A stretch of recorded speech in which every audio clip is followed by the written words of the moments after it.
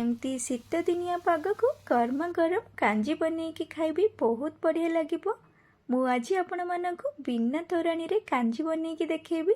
आपण माने संपूर्ण भाव में भिडियोटी को देखंतु। नमस्कार, मित्राब्धी किचन को आपण मानकु बहुत बहुत स्वागत। आशा करुछि आपण मानकु भिडियोटी पसंद आसीबो। जदि आपण मानकु भिडियोटी पसंद लागिले ताहाले लाइक शेयर करंतु और जे भी भिडियो को नुआरे देखुचंदी चैनल को सब्सक्राइब कर दियंतु। आ देखंतु गोटे बाउल रे अल्प टिके अरुआ चाउल भल भाव धोईकी आगर बतुरेकी रखी देइथिली। भल भाव बतुरी जाइछि, बतुरेइथिले जल्दी चाउलटा सिझी जिवो। आ देखंतु जहाँ जहाँ परिबा दरकार मैं प्लेट रे भल भाव धोईकी काटिकी रखिछि।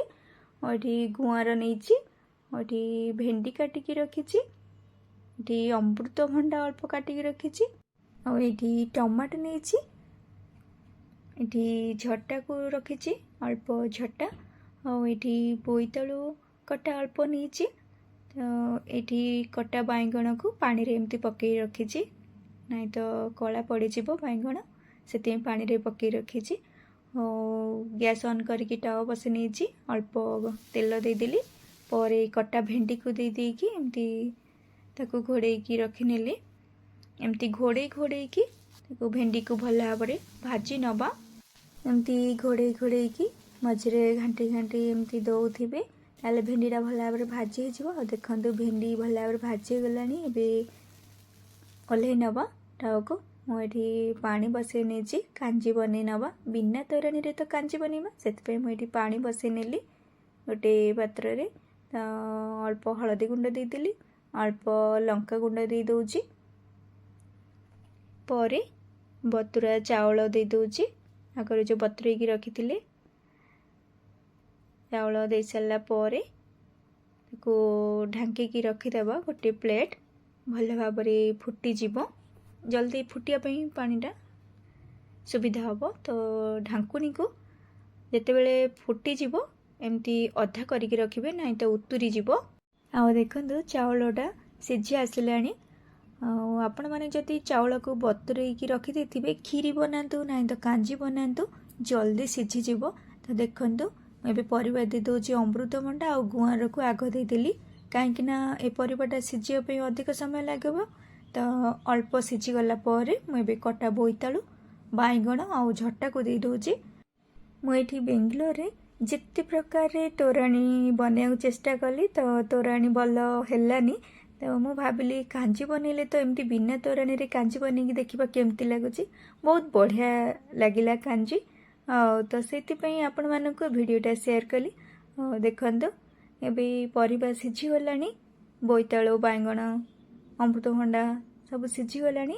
तो एबे दे दबा कटा टमाट को। सब परिबा सिझी आसला पर कटा टमाट को देबे, नहीं तो परिबा आ सिझिबनी जदि टमाट को आगरु दे देबे। तो देखंतु पर भाजिकी रखिथिबा भेंडी को दे देली। भेंडी तो भल भाव सिझी जाइछि, खाली जहाँ एमती आउ टिके सिझिबो कांजी रे। मु गरम पानी आउ टिके दे दोची, कहीं कांजी रहिला पर आउ टिके मोटा हो जिवो। देखंतु मो स्वाद अनुसार एबे लुण दे देली, आ दुईटा आंबुल दे दोची।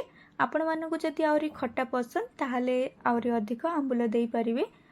देखंतु आंबुल दे सारा पर एमती टिके घांटी नेली, आ कांजी को भल भाव फुटिया पई छाड़दबा। देखंतु कांजी भल भाव फुटी गलानी। भल भाव फुटीगला पर ओल्हैकी साइड करके रखी नेबी। पर एबे देखंतु फुटण पई मु छोट कढ़ई बसे नहीं, कढ़ई रे रिफाइन तेल दे दोची। तेल भल भाव गरम हो गला पर सुखिला लंका को दे दोची। 4टा सुखिला लंका गड़ी करी रखिथिली दे देली। पर अल्प पान मधुरी अल्प सोरिष फुटण दे दोची, पर मिर्सम पत्र दे दोची अल्प, पर छेचा रसुण को दे दोची।